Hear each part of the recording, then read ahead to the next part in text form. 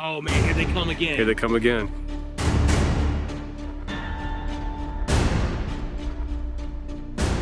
This still has skin on the skull. I went to this place in Pennsylvania because I was directed that there somewhere in the Reading, Pennsylvania area, and it turns out it wasn't that close to Reading. There was a location that was marked with a very large rock that looked like a serpent. And there was supposed to be some underground reptilian civilization there. Oh yeah. And so I found a place that had a place that looked like it was the head of a snake. And it was huge. I'm talking like megalithic huge. Wow, that big. It was huge, dude. I mean, parts of this wall was over 100 feet, and it stretched over a half a mile before it went into the ground. And so I'm pretty sure it stretches further. Yeah. And there's some scientific explanations for the formation. Obviously, there's always scientific explanations.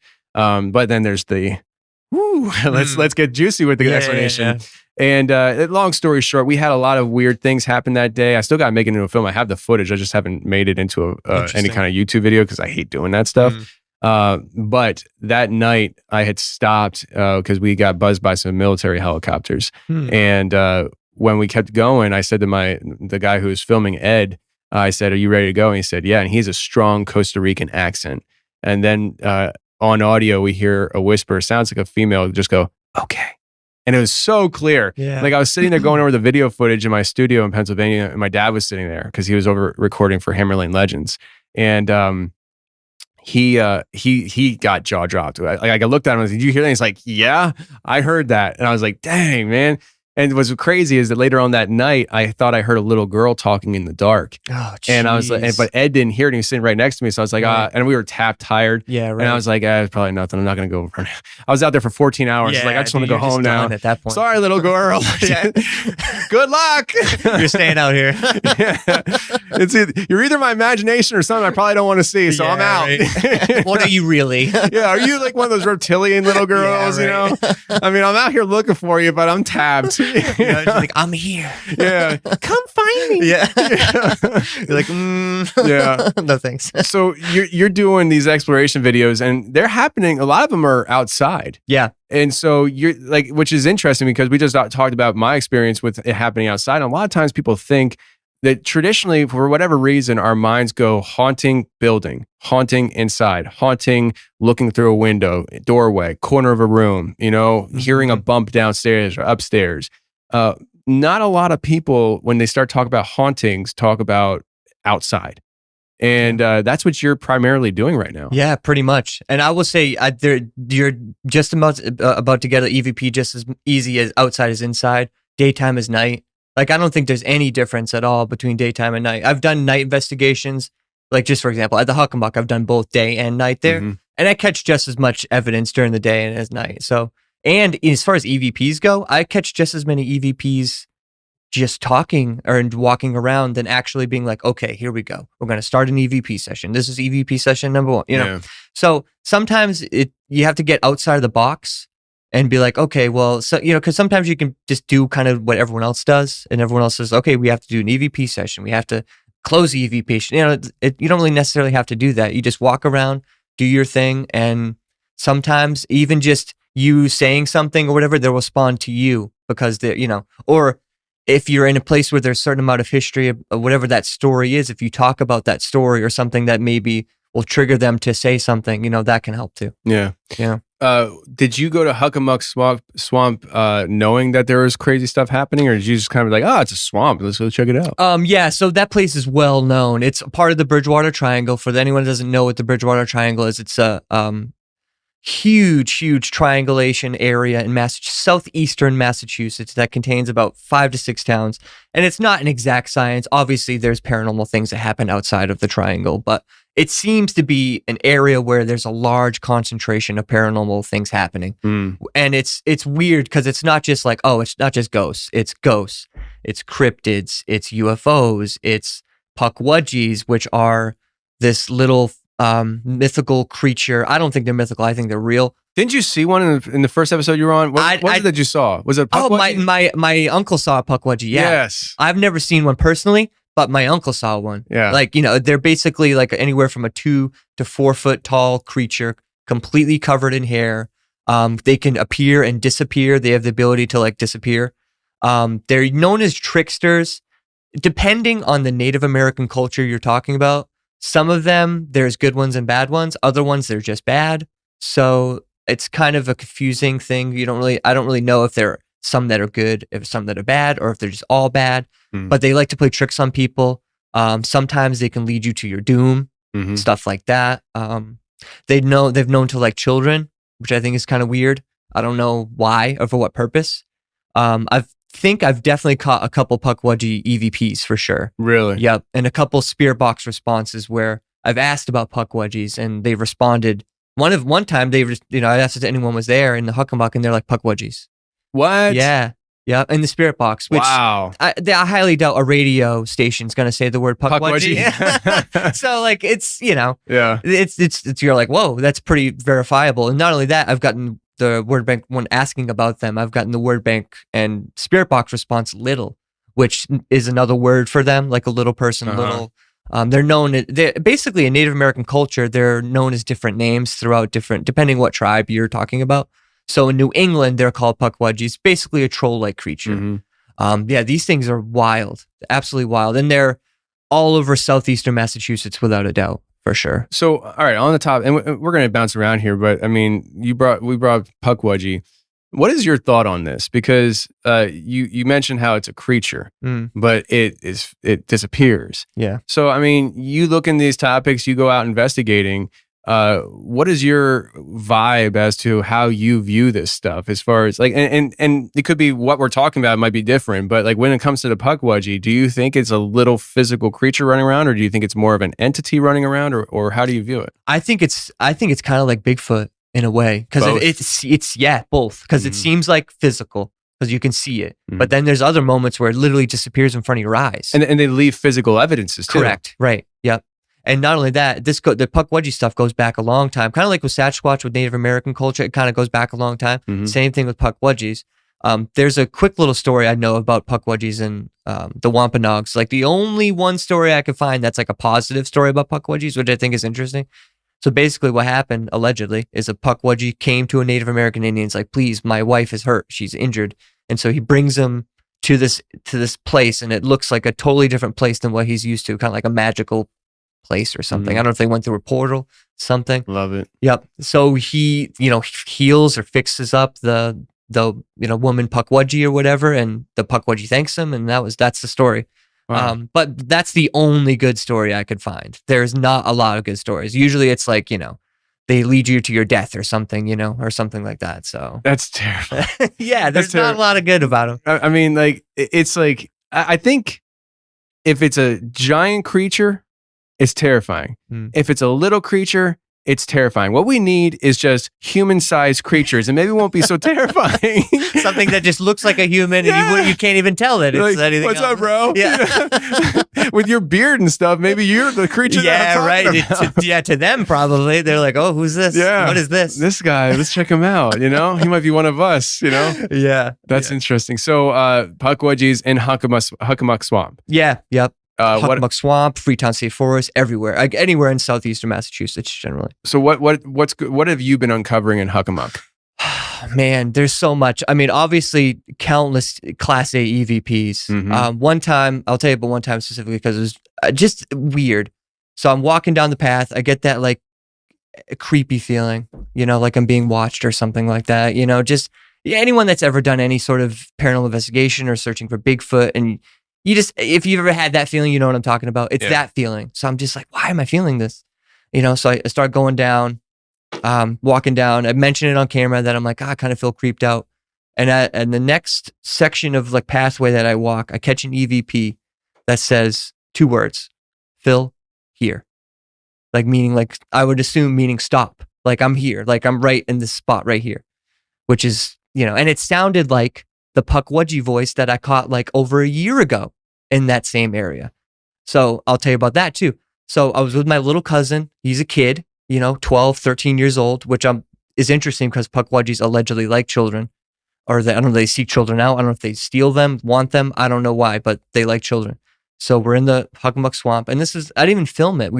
I just brought him out there because he was interested in it, because I was doing videos about it. He's like, I want to go out there. I was like, all right, we'll go out there. We'll just do a couple quick EVP sessions. It's January. It's 20 degrees out. It's freezing. We're out there for maybe half an hour. We do a couple EVP sessions. We get to this one area where I've gotten many different things since then. And so we're sitting there, standing there, and he looks at me and he's like, I hear whispering. And so I didn't hear the whispering at the moment, but he hears whispering. And so I listen to it back. There's whispering there. And not only that, after the whispering, you can hear what sounds like that same voice that says Phill here. It says here again. It's like here. Just like that. It's like next to him or like next to us, like right there. And so he heard the whispering, and I caught the EVP of the here as well afterwards. Wow. Yeah. When you're going out there, does it seem, first of all, you said Phill here is what you heard? Mm-hmm.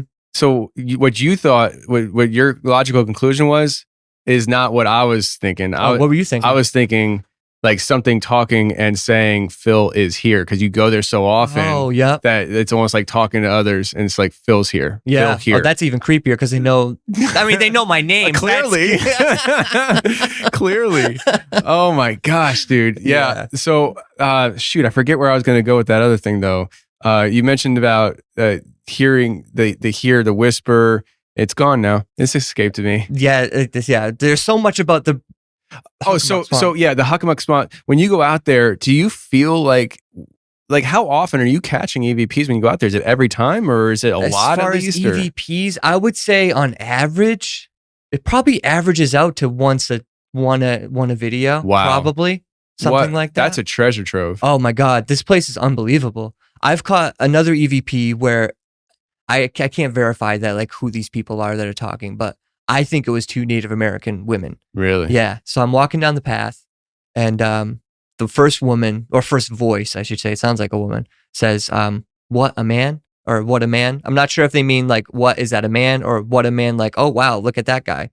What a man, what a man. Yeah, maybe that's her favorite song. I don't know. So the first one says that, and the other one says, yeah, he's cold or cool. I can't tell. I'm telling you, man, they were trying to sing that song. Yeah. It's wild. Yeah. And actually, the weirdest moment I've ever had in the Hockomock. Yeah, the EVPs are strange and stuff like that, but the weirdest experience, it was about a 25-minute experience. And so in the area where I caught the here and the 2 women, that's this general area. I'm standing there about to do an EVP session. I hear what sounds like a large, like, bang, and then a tree fall, right? And I'm like, what was that? Listen back on the EVP. You hear the thud, but I also catch an EVP with the thud. So it sounds like a like someone hitting a tree, or that's what it sounded like. Like a voice, like kind of like in, doing something, or like physical. And then the tree falls. And so I obviously I didn't hear the EVP at the time, but I heard the tree fall. And I'm like, oh, that's kind of weird. So I kind of go walking a little bit closer, and basically to describe this area, it's a trail, there's a power station above, and then there's like some thickets, and then the swamps behind it. And so in the swamp area, I'm standing there kind of like just listening, because I heard that thud and the crash of the tree. And I'm like, that's kind of weird. So I can't remember if I asked if there was anyone in the woods or whatever in the swamp. I get a knock in a tree, probably 50 feet to my, like in front of me, to my right, like a large knock on a tree, something that hit a tree. So I'm like, oh, that's weird. Then I hear what sounds like glass moving and metal moving around, about 30 feet in front of me. And so where I'm at, it's probably a few months ago. So there's no foliage. There's nothing in front of me that's like blocking my view. Like I can kind of see probably about 10, 20 feet in. And these noises are coming like 50 feet. Some are closer. Some are like 30 feet. The metal noises. And the glass moving, which is weird because it's a swamp. Like, where is this glass coming from? It's water. You know what I mean? Yeah. It's very strange. So I'm hearing all these noises, and then, I keep on getting like closer and closer, because I'm just like, what is going on? Like, there's something moving around in there, or moving objects around in there, but I can't see anything.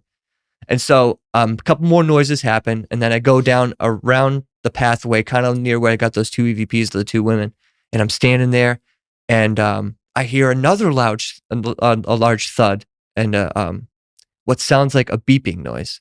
So it's like a thud, and it's like beep, beep, like that.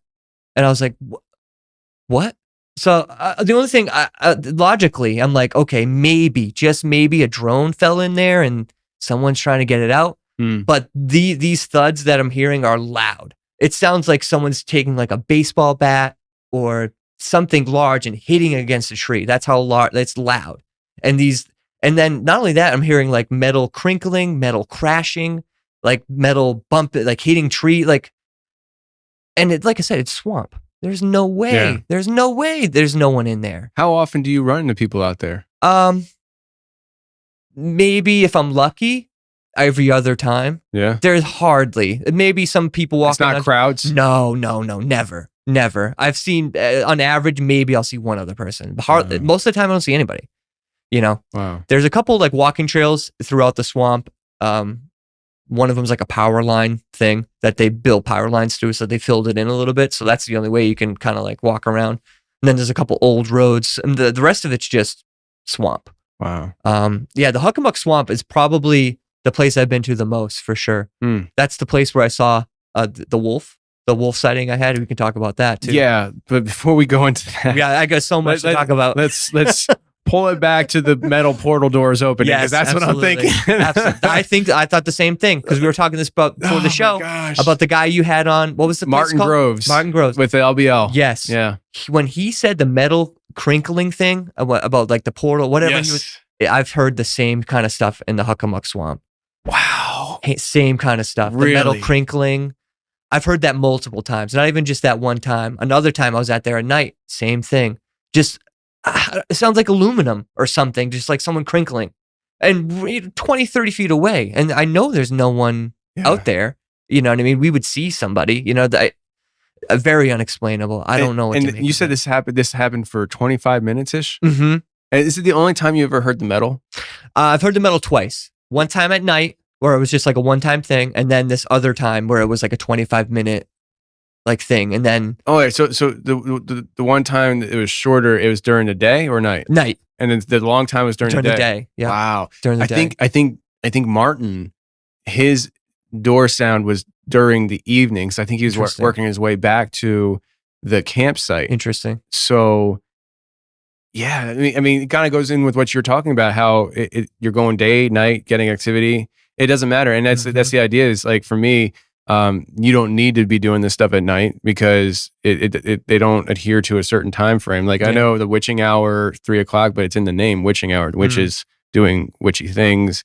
And I mean, obviously there's more things to it than that, but it's like hauntings. I mean, they're not like, oh, it's 3 a.m. Let's get cracking. Hold on. It's not time for us to haunt yet. Right. Because it's like, well, the veil's the thinnest now, so that's the only time we can do stuff. It's like, but Larry, we're already here. Sorry. We got to wait till the veil's thinner just to stay on schedule.